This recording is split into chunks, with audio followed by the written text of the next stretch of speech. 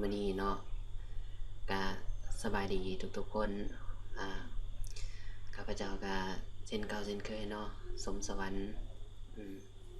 แต่ว่านี่ก็เป็นคลิปที่2ที่ว่าสิเริ่มเฮ็ดอ่าโอเคบ่เว้าหลายใหญ่หางเนาะมื้อนี้จะมาสอนเกี่ยวกับการใส่อ่ามาสอนเรื่องเว้าเกี่ยวกับเครื่องเครื่องโปรแกรมตัวหนึ่งเนาะที่น่าสนใจสำหรับการแต่งรูปแต่งภาพเป็นโปรแกรมยอดฮิตก็คืออ่า Photoshop นะ Photoshop นั่นเองเนาะสำหรับใครๆที่สนใจสนใจอยากเริ่มศึกษาเกี่ยวกับ Photoshop เป็นเบื้องต้นเนาะก็เช่นเบิ่งคลิปวิดีโอนี้ได้เลยดาวโปรแกรมPhotoshop ที่ข้าพเจ้าใส่เนาะก็คือAdobe Photoshop CS6 เนาะที่ว่าใส่แต่ว่าถ้านักที่ใส่รุ่นอื่นๆก็ได้เนาะเวอร์ชันอื่นเนาะแต่ว่าตัวขอ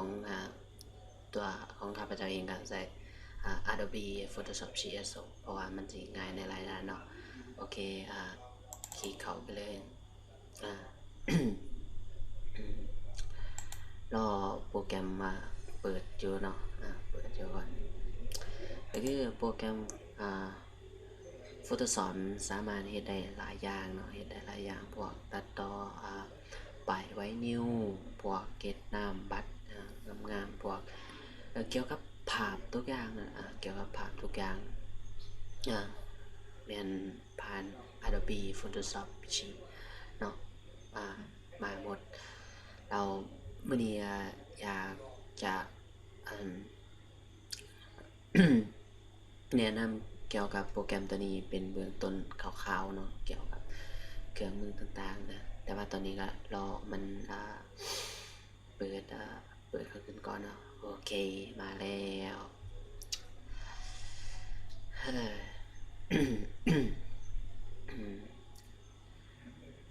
รอถ่าจักหน้อยรอถ่าจักหน่อยคอมของ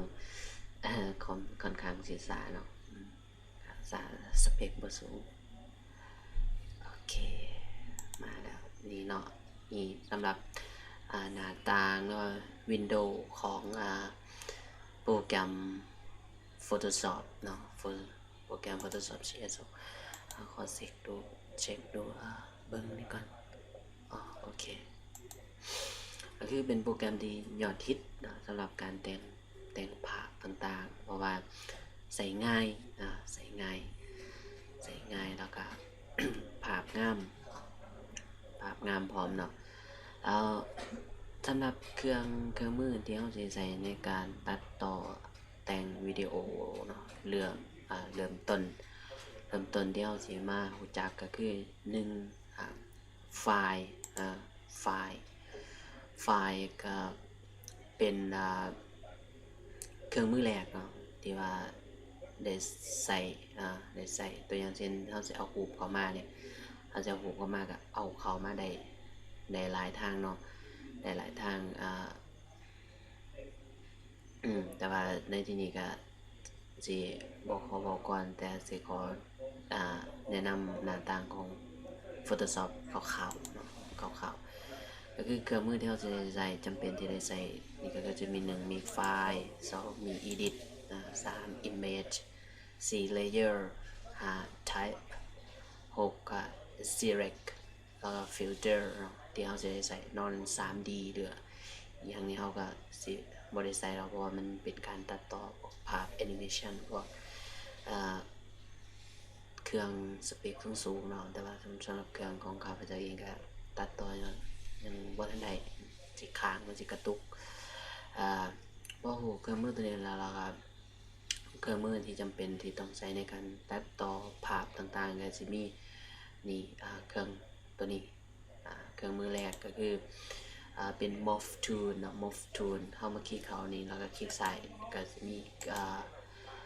ก็โอเคตัวนี้มี move tool เครื่องมือมีอันเดียวตัวที่สองก็เป็นเครื่องมี4อย่างเนาะมี4อย่างเดียวจะได้มี rectangular มีmosquito มี rectangular mosquito แล้วก็elliptical mosquito เนาะก็ลองศึกษาเบิ่งเป็นเบื้องต้นเนาะแล้วก็ตัวนี้ก็ใช้ในการตัดต่อใช้ในการตัดรูปภาพตัวนี้ก็ใช้ในการตัดรูปภาพตัวนี้ก็พวกเลือกเนาะเลือกภาพส่วนใดส่วนหนึ่งของภาพที่เราอยากจะได้มาก็ใช้ตัวนี้ใช้เครื่องมือตัวนี้เลือกสบายตัวนี้เป็นพวกครอปตัดภาพแบบเร็วแบบไฟแล้วก็ตัวนี้ตัดแต่งภาพตัดแต่งมุมภาพ select พวกแบ่งภาพให้เป็นส่วนๆได้แบบบ่ต้องไปแบ่งเป็นชิ้นเป็นอันเนาะคือสามารถใช้โปรแกรมใช้เมนูตัวนี้ได้ใช้เครื่องมือตัวนี้ได้ตัวนี้เป็นเครื่องมือตัวนี้ก็พวก eye dropper พวกแก้ไขในบางจุดตัวนี้ก็เป็น spot highlighting brush tool ตัวนี้ก็เป็นเครื่องมือพวกลบภาพเอาภาพมาแทนพวกอย่างนี้เกี่ยวกับเครื่องมือตัวนี้ละพวก patch tool ต่อไปเราสิได้มาทำความเข้าใจกับมันตื่นเนาะแต่วันนี้เอาไปคร่าวๆก่อนตัวนี้ก็เครื่องมือเกี่ยวกับพวก brush tool นะพวกวาดพวกเกล็ดเป็นสีดำพวกpencil tool แล้วก็ต่างๆท่านสามารถเบิ่งได้เนาะศึกษาเบิ่งตัวนี้ก็clone stamp tool ตัวเครื่องมือนี้เป็นความมักส่วนตัวเนาะมักใช้เพราะว่าใจง่ายพวกถ่ายรูปติดบัตรพวกอย่างนี้ใช้โปรแกรมตัวนี้สะดวกสบายหลายบ่ต้องไปจ้างสร้างผู้ใดเฮ็ดเป็นเนาะบ่ต้องไปจ้างสร้างบ่ต้องไปหยังมีแต่เฮาถ่ายรูปแล้วมาตัดต่อไปให้เขาพิมพ์แล้วตัดหรือถ้ามีเครื่องพิมพ์เองก็ตัดเองสะดวกสบายใช้ตัวนี้ละสบายเนาะเดี๋ยวต่อไปเราจะมาทำความรู้จักปูเครื่องมือตัวนี้เครื่องมือ history brush tool เนาะ history brush tool art history เนาะตัวนี้เครื่องมือลบพวกนี้พวกเทสีเนาะพวกเทสีพวกลาดสีตัวนี้ก็ blur tool เฮ็ดให้ blur ตัวนี้ sharp pen tool เฮ็ดให้เข้มเฮ็ดให้สีมันเข้มพวกสีผมสีอย่างนี้เฮ็ดให้เข้มพวก smart tool เฮ็ดให้สีมันแตกกระจายเป็นเส้นๆเนาะตัวนี้ก็พวกนี้ก็เหมือนกันนะ dot tool burn tool sponge tool พวกเกี่ยวกับการเน้นสีระบายสีแล้วก็ pen tool พวก pen tool พวกวาดพวกนี้ใช้ตัวนี้ free form pen tool ก็ใช้ตัวนี้แล้วพวกนี้พวกคำ title พวกอย่างพวก subtitle or introduction พวกเขียนคำพวกมันเกี่ยวกับคำศัพท์เกี่ยวกับ title นะใส่ตัวนี้ใส่เครื่องหมาย T เนาะ T title สาเนาะโอเคไปเครื่องมือตัวใหม่ตัวถัดไปเลยก็ pen select tool pen select tool ตัวนี้เป็นเครื่องมือที่ดีเนาะเป็นเครื่องมือที่ดีเดี๋ยวต่อไปก็ทำความเข้าใจ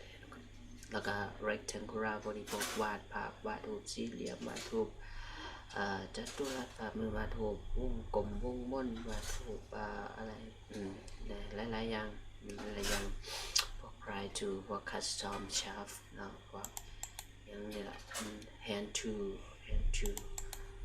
พวก zoom ตัวนี้ zoom เนาะพวก zoom โอเคสำหรับเครื่องมือที่แนะนำไปวันนี้ก็มีเพียงจำนี้เนาะอันใดที่สุดนี้ก็ขอขอบใจนะครับส้มรับฟังเนาะ